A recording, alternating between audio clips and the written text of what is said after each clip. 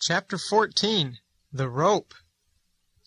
The next day I heard the boys coming, and was about to duck out a back way and go to the creek and hide among the marsh grasses, but I wasn't quick enough. There were Woody and Tubsy, all excited. They're back. They're back. Well, now we can play on the hill again. Let's go watch. Let's go watch. We headed for our flat rock. Flip and Snapper met us there. They were already positioned on the rock where they would have a good view of the proceedings. The first few minutes went much as usual. The boys frolicked in the water, splashed one another, pulled one another under, and kicked and screamed to be let up again. It was rather interesting to watch, but I hoped that they would soon get on with the good stuff. Then the biggest boy, whom I suppose was their leader, crawled out of the water and took hold of the rope that was swinging gently in the breeze as it dangled from the big oak tree on the bank. He grabbed the rope and swam to the other side of the creek. Then he took a firm hold, gave a big push with his feet, and swung out over the water, right to the middle of the hole, where he dropped kersplash, right among all of those other boys. I had never seen such a big splash. The water flew sky high, the waves tossed up on the shore. It was marvelous. I guess the boys thought so too, for they all began to clamor for the rope. This looked like even more fun than the sliding had been. I squinted my eyes against the bright sun so that I could see exactly how they did it. Swim, grab, push, and tuck. That's all there was to it. Swim, grab, push, and tuck. I memorized each of the movements as I watched one after the other of the boys try it. It worked the same every time. I could hardly wait for the boys to leave again. This would be a cinch. Why, there wasn't even any risk involved. Any turtle could swim, and any turtle could grab, and any turtle could push and tuck. I was just sure that we'd have the time of our lives. At last the boys did crawl out and get dressed. Even before they left the creek bank, I started talking.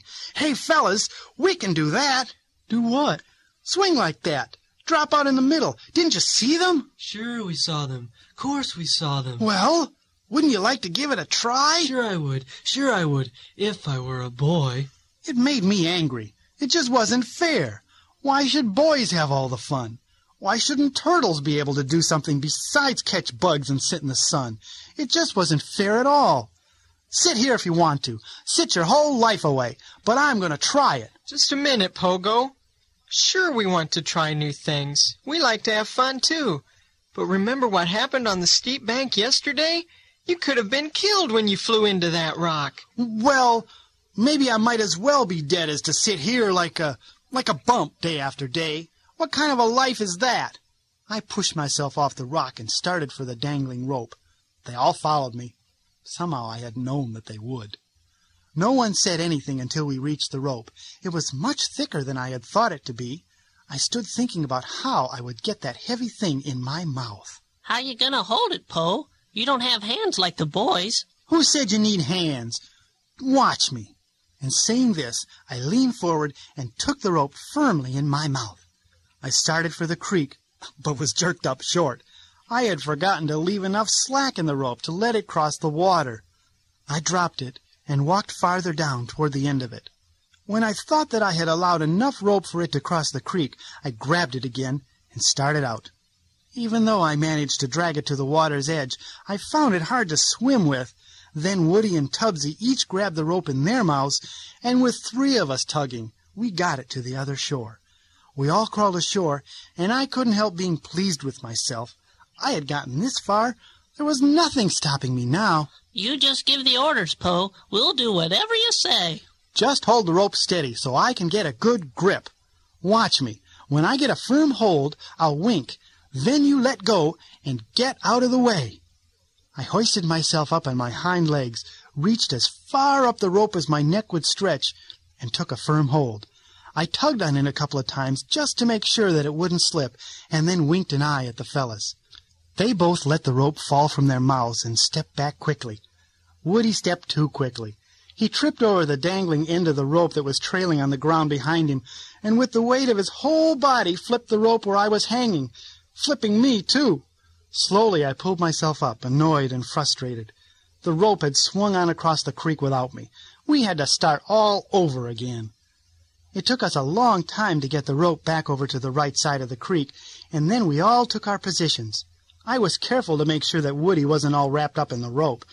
He held tight to the heavy cord as I heaved myself up and took a firm hold again. Nothing happened.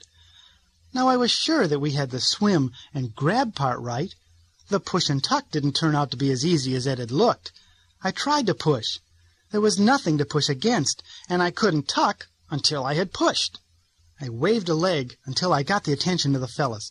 Somehow they understood that I wanted them to grab the rope again. When they had a firm hold so that I could let go without fear of it flying across the creek, I stepped back. "This isn't going to work. I can't push hard enough. You're going to have to give me a shove." Maybe it would work better if you stood on that rock. I looked at the rock. It had proved itself to be my enemy the day before, but today, perhaps it could be my friend.